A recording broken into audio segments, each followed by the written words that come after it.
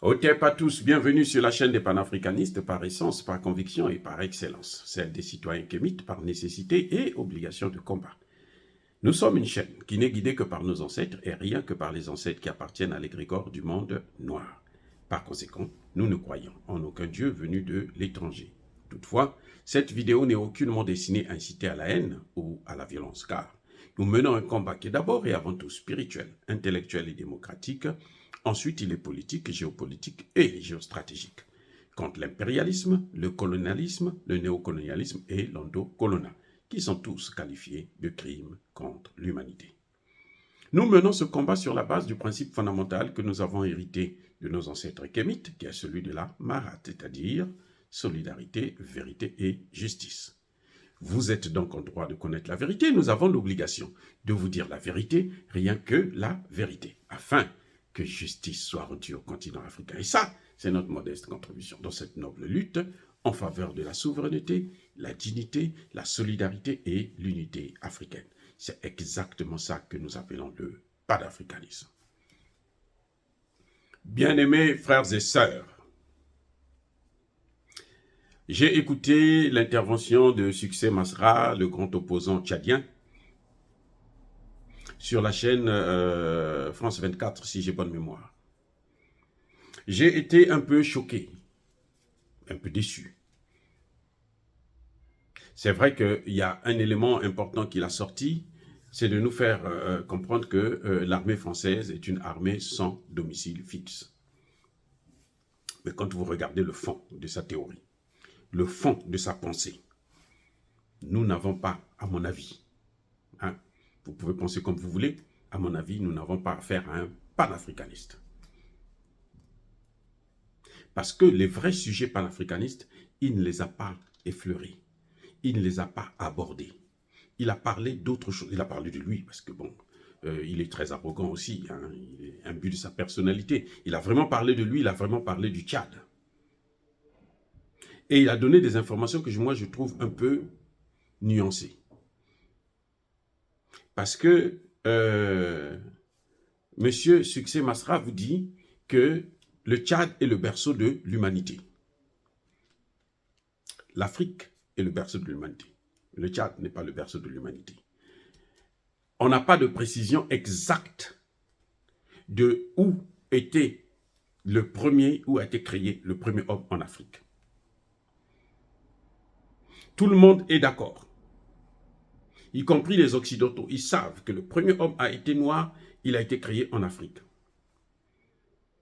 C'est la révélation, la plus grande révélation de Cheikh Anta Diop et de son disciple Théophile Obenga. Donc, ces deux professeurs nous ont démontré, depuis les années 70, que l'homme a été créé probablement entre le Kenya et l'Afrique du Sud. La thèse que moi je connais, c'est celle-là. Ils n'ont pas dit au Tchad. Mais lui dit quand même que le Tchad est le berceau de l'humanité. Déjà, ça montre bien que M. Succès Masra n'est pas panafricaniste quand il tient un tel langage. S'il vous dit précisément que, bon, je ne sais pas s'il est égyptologue aussi, s'il vous dit qu'il a fait des recherches et il a découvert que le premier homme a été créé au Tchad, ok, très bien. Oui, il y a eu certainement des ossements qui ont été découverts au Tchad, là, parmi les plus vieux, peut-être. Mais, officiellement, la thèse des égyptologues, Théophile Obenga est encore vivant, il peut nous le témoigner, le premier homme n'est pas né au Tchad. Ça, c'est un point. Et ça entraîne un peu de division entre les Africains. Deuxième élément que j'ai retenu dans la thèse de Succès Masra, c'est que il parle ceux qui sont venus sauver la France pendant la Seconde Guerre mondiale. Il y avait les tirailleurs sénégalais et les tirailleurs tchadiens. Qu'est-ce que cela veut dire? Quand vous parlez de tirailleurs sénégalais, quand les Occidentaux parlent de tirailleurs sénégalais, à la place de Sénégal, il faut mettre Afrique. Quand on parle de tirailleurs sénégalais, à la place de Sénégal, il faut mettre Afrique. C'est vrai que l'homme qui a convaincu que les Africains devraient se battre pour sauver leur patrie mère, qui est la France, c'était Félix Eboué qui était gouverneur au Tchad. Mais il n'y a pas eu que des Tchadiens et des Sénégalais. Il faut préciser ça parce que quand un leader politique de cette envergure parle de ces questions qui sont historiques, le message, lorsque des chercheurs, des hommes de science font la recherche, ou des élèves, des étudiants qui vont à l'école, lorsqu'ils entendent comme ça, ils se disent que c'est ça la vérité, alors que ce n'est pas la vérité.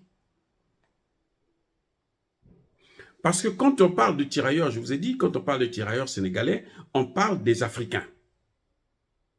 Le mot tirailleur, d'ailleurs, c'est un mot déplacé. C'est le mépris des Français qui fait que, bon, on les appelle les tirailleurs sénégalais ou tirailleurs africains. Mais lorsque Succès Masra parle des tirailleurs tchadiens et sénégalais, ça veut dire que là, il parle de deux pays. Alors que lorsqu'on parle de tirailleurs sénégalais, on parle des Africains. Mais lorsque lui, il parle de tirailleurs tchadiens et sénégalais, à moins de citer tous les pays, mais quand il parle spécifiquement des Tchadiens et des Sénégalais, ça veut dire qu'il n'y a eu que des Tchadiens et des Sénégalais qui sont allés combattre pour sauver l'Afrique. Alors que je vous ferai remarquer, le ministre Bassolma à la tribune des Nations Unies nous a donné les chiffres.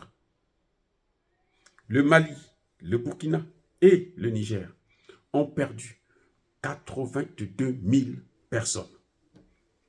82 000 de nos ancêtres sont morts.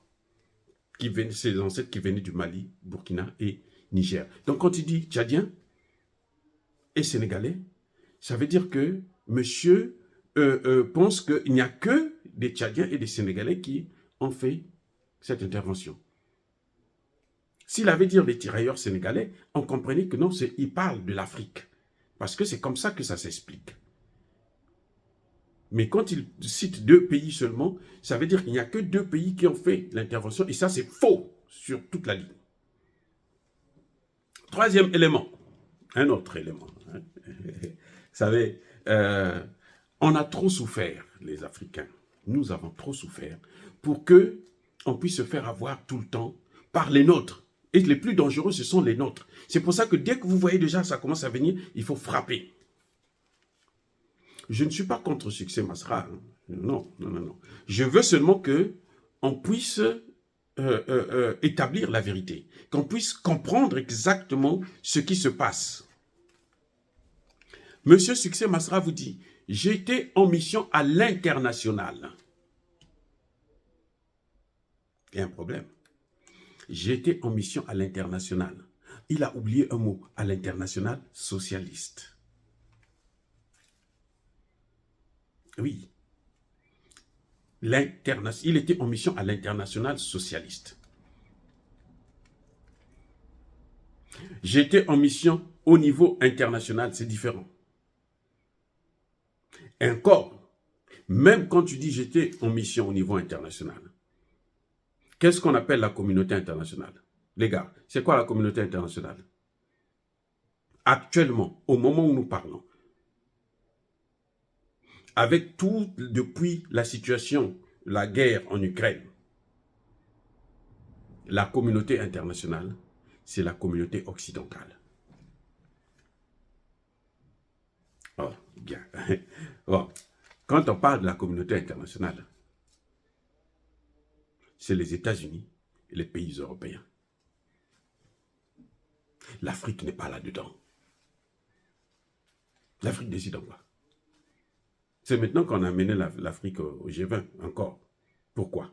Je vous ai expliqué ça dans une de mes vidéos.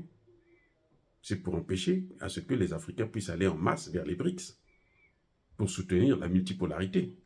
C'est tout. Donc l'international, quand il parle de l'international, il y a deux choses. Soit il parle de l'international socialiste, soit il parle de l'Occident, donc l'OTAN. Jusqu'à preuve du contraire, il a circulé, pendant tous ces mois qu'il est allé en exil, il était entre les États-Unis et l'Europe. Et oui, il était entre les États-Unis et l'Europe. Il était en train de se former de se préparer auprès de ses maîtres, ceux qui gouvernent l'Afrique, ceux qui dominent l'Afrique, ceux qui pillent l'Afrique, ceux qui détruisent l'Afrique. Pourquoi il n'est pas parti en Russie? Dites-moi. Pourquoi il n'est pas parti en Chine? Pourquoi il n'est pas parti en Iran? Pourquoi il n'est pas parti à Cuba? Pourquoi il n'est pas parti en Inde?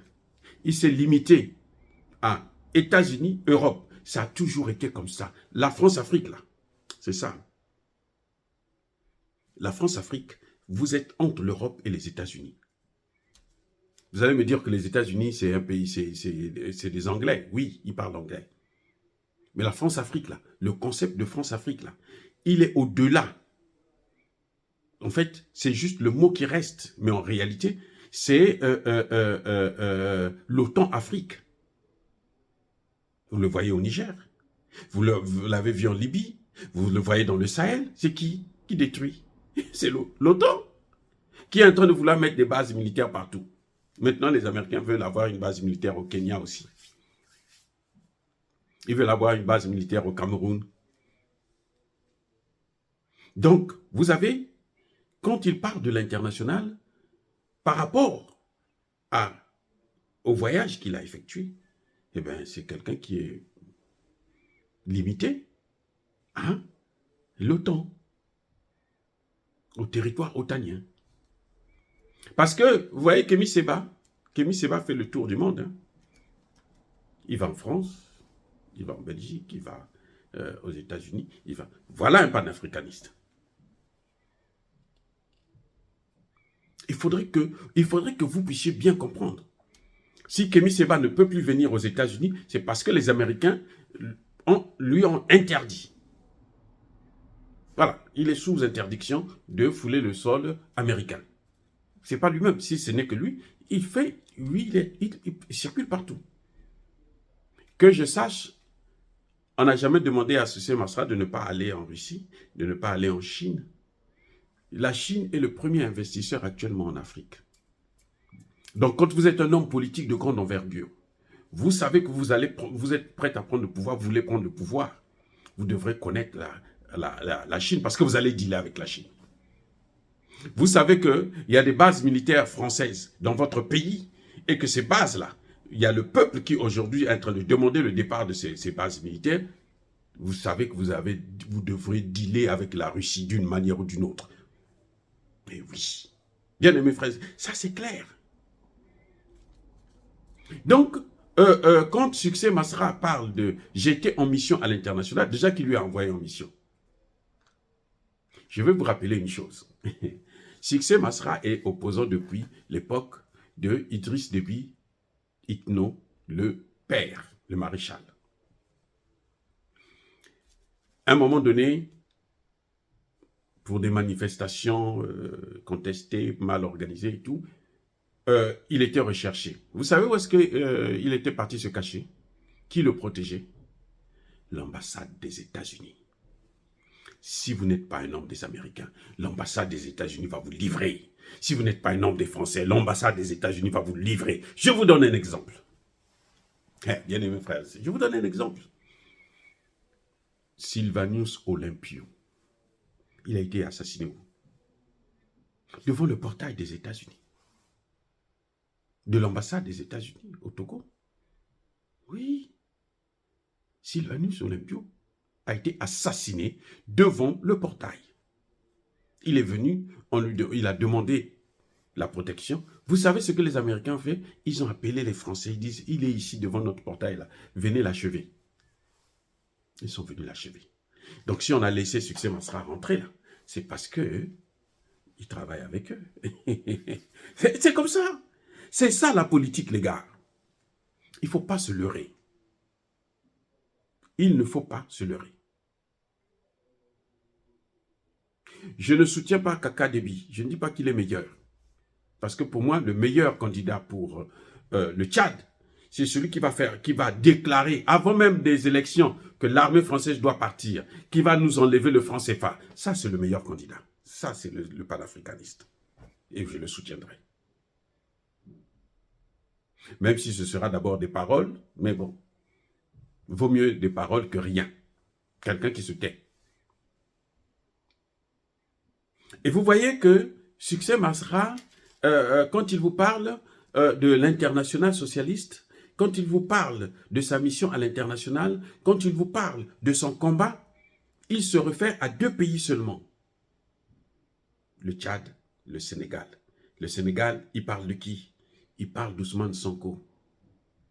Ousmane Sonko n'est pas le seul qui a des problèmes politiques en Afrique. Attendez. Mais Laurent Gbagbo, vous avez vu comment on l'a enlevé de la liste électorale? Attendez, il y a quelque chose qui ne va pas. Laurent Gbagbo,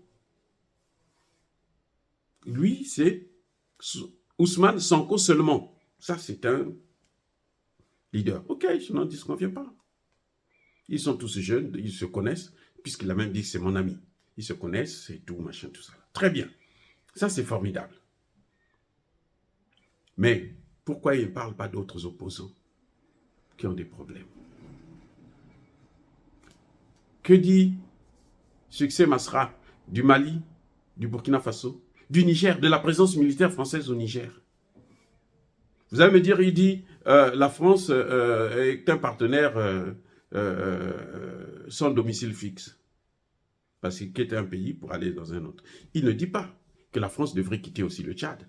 Alors qu'au moment où nous parlons, au moment où je suis en train de réaliser cette vidéo, la population, là, les représentants, l'Assemblée nationale tchadienne, celle de transition, là, est en train de demander à Kaka Déby de faire partir l'armée française. Eh oui. Et vous savez, est-ce que vous avez déjà vu Nathalie Yam sur RFI et France 24? C'est pas n'importe qui a accès à ces médias-là. Attendez. Les panafricanistes n'ont pas accès à ce média. Si vous êtes panafricaniste, vous n'avez pas accès à ce média. Vous avez déjà entendu le président Banakani sur RFI, France 24. Vous avez déjà entendu Berton Tatinda sur RFI, France 24. Vous avez déjà entendu... attendez, mais la liste est grande. Le professeur Mbelek. Vous les avez déjà vus ou entendus sur France 24, RFI, TV5 et autres. Ah, pourtant, je veux vous dire, ce sont ce que moi j'appellerais les éléphants de la politique africaine. Oui. Vous avez déjà entendu RFI interviewer, comment on l'appelle la jeune malienne, ou bien le général Diawara. Vous avez entendu déjà parler de lui? Vous avez déjà entendu l'ancien ambassadeur du Togo, qui est journaliste, hein, qui passe toujours sur New World TV, tous les dimanches. Les panafricanistes, là, on les reconnaît. Pas par des petites paroles, des petits mots qu'on envoie, non. Et vous avez entendu Succès Masra vous dire, poser le problème du franc CFA. Oui. Non, il y a un problème. Il ne faut plus qu'on soit distrait. C'est le candidat des Occidentaux, nous comprenons, mais qu'ils viennent ouvertement en tant que candidat des Occidentaux. Oui, qu'ils viennent ouvertement. Et puis, si le peuple veut de lui, on va le soutenir, on va voter pour lui. Ne venez pas mentir, parce que nous comprenons maintenant les enjeux. Nous comprenons. Vous ne pouvez pas parler des problèmes de sécurité en Afrique sans regarder la présence, sans parler de la Russie. Parce que l'insécurité vient des Occidentaux. Vous n'avez pas réglé les problèmes de sécurité avec les mêmes qui sont en train de vous détruire vos pays. Vous allez voir d'autres partenaires. On le voit au Mali, on le voit au Burkina Faso, on le voit maintenant au Niger. Les résultats sont là, sont palpables. On le voit en Centrafrique. Voilà le problème des Africains. les intellectuels africains qui détruisent l'Afrique. Mais ils viennent toujours masqués. Il vient avec un discours, on veut faire croire. Mais quand vous décodez maintenant le discours, vous voyez que non, c'est pas la même chose. C'est pas la même chose. Je suis désolé. C'est pas la même chose.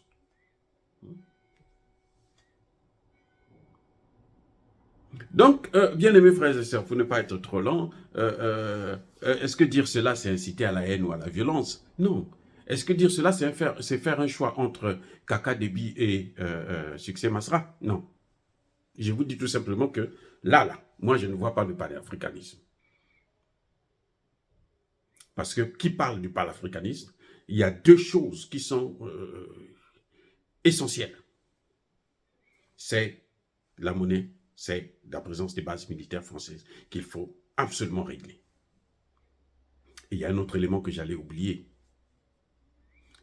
Quand vous allez entendre un panafricaniste, quelqu'un qui se dit « je suis panafricaniste », vous parlez de la démocratie en Afrique, dans des pays comme le Tchad, le Congo, le Cameroun, Gabon, machin, Côte d'Ivoire et autres.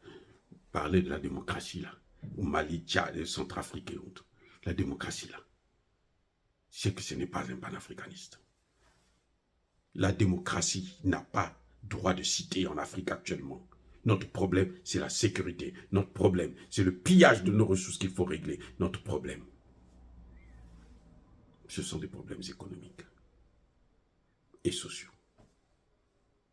Eh oui, c'est pas la démocratie. Parce que la démocratie, nous ne contrôlons pas cette démocratie. Ce n'est pas une démocratie. La démocratie à l'occidental, c'est ce que vous voyez en Libye. Ça, ce qu'il y a en Libye là, c'est la démocratie. La Libye est un pays démocratique.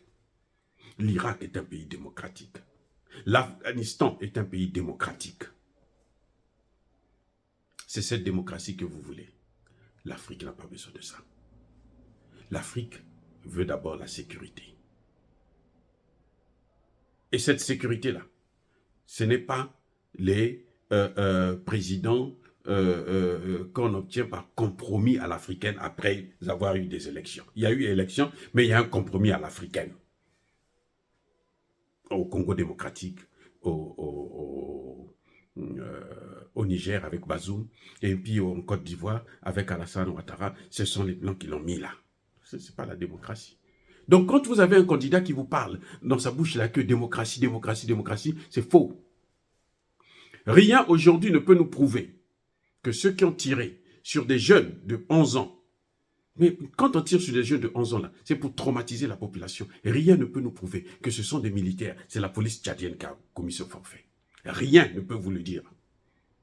Et moi, je suis presque sûr que ce sont ces mêmes Occidentaux qui ont tiré sur des enfants. Ça, je n'accuse pas Succès Masra. Non, non, non, non. Lui, il a organisé sa manifestation.